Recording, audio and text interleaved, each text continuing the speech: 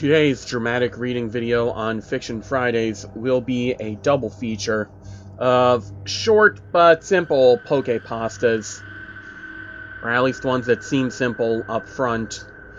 First, we will begin with Zorua Silence, author unknown, and then we shall go to the Umbreon, author also unknown.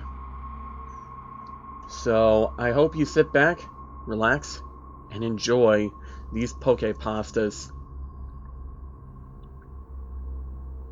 There once was a mother who had lost her child. His name had been Zack, and he was only 4 years old when he disappeared into the Pinwheel Forest. His mother was distraught and searched for him day and night for nearly 20 years.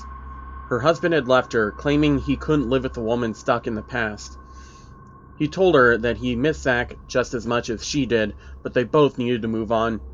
He'd been missing for 20 years, after all, and the man was lonely and sad. But the mother didn't pay any attention. She let him go without a word, only continued to stare out the window of her small apartment in Castelia City. Her friends sometimes visited. They sat on the couch and watched her, sharing hushed words every so often.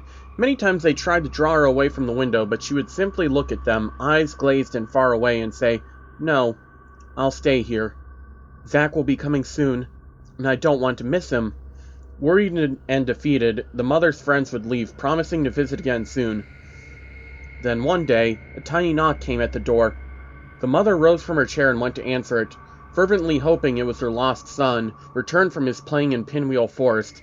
She opened the door and looked down on a small child. His hair was red, skin gray, and he had a small fluffy tail, but he looked like her dear, lost Zack.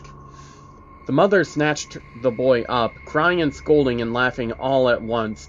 She had lost all concept of time long ago, and the fact that it had taken 20 years for her child to return, and he was still very small, didn't make any impact on her joy at seeing him. Her 4-year-old son had returned. The mother sat Zack on the couch and told him to wait there while she made him a sandwich. Then she watched him eat and watch cartoons with all the love in the world. The sun sank below the horizon, and the mother put Zack to bed, kissing him on the top of his head and telling him to have the sweetest dreams. She turned out the light and went to her own bed for the first time in 20 years. She slept soundly and woke up in a terrific mood, singing as she made breakfast for her darling child. She went to the dining room with a plate of scrambled eggs in her hands, and Zack was waiting for her, a wide grin on his face. "Hello, my dear," she said cheerfully to him, setting down the plate. "Look, I made you breakfast." Zack didn't say anything, but simply tilted his head to the side. The grin on his face stretched even wider, and his bushy tail flicked from side to side. Mischief flared in his green eyes. The mother's friends came by later and knocked on the door. When they didn't get an answer, they went in to see what was wrong. One of the friends, who was from Nuvema, had brought her young daughter, a new trainer with 2 Pokemon and a Pokedex. She had been thinking that maybe her little girl could tell the mother stories of her travels and cheer her up.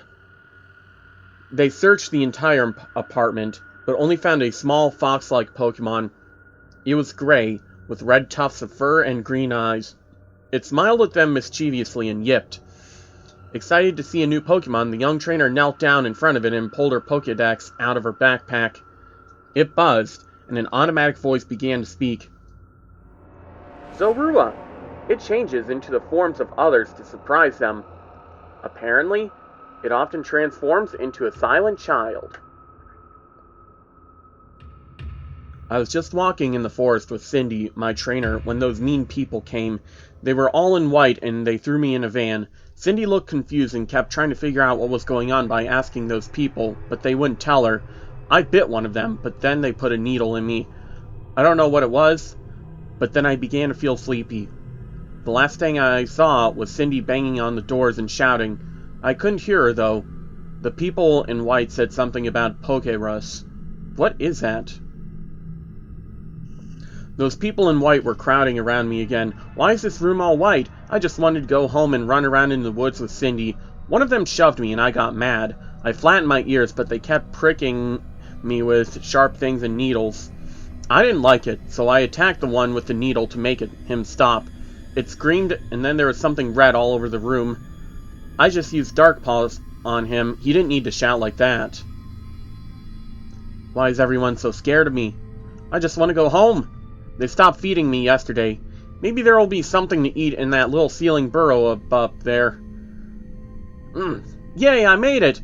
What a flimsy cover on it, though. I wonder what's in here. Oh, another cover. So many holes in here. The cover is making it hard to see through, though. I'll just knock it off so that I can see what that person is doing in there. Hey, it has another needle. I don't like needles. What is it doing with that? Hey, stop! How would you like it if I pricked you with a needle like that? Yeah, stay off me.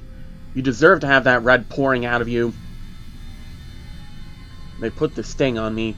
It wrapped my paws to my body so I couldn't move. They think it'll keep me in there, but they're wrong. It's as weak as the covers. Why are they trying so hard to keep me there? I'm gonna find Cindy. Oh, look at that. My markings are glowing. That's funny. I don't remember them being so deeply red. Oh well. That wall was so thin. I could have just ripped it apart, but I don't really feel like it. Hey, let go of my tail! I'm out of here. I told you to go away. You wouldn't listen, and now you made my paws wet again. My markings are all X-shaped now. Is there something wrong with me? No, those people were just rude. Cindy! I see her! Cindy, I found you! Why do you look that way? It's me, remember me? You're Umbreon. Wait, where are you going? Come back, please come back! No, don't go! Don't go! I said don't go! Cindy? Cindy? Why is there red coming out of you too? No, Cindy! No! Why aren't you getting up? Come on! Stop laying on that log! Those people, they're chasing me! You have to get up! Please, no! It can't be! You can't be! You have to get up! They're gonna take me away again! I don't want to go! Ever, forever and ever again! Cindy's not here. I made all of those people make red again, too. I went into this cave, but I still can't see anything. Except for my markings. They're glowing still. I don't understand. I haven't eaten for a while, and I'm sort of hungry.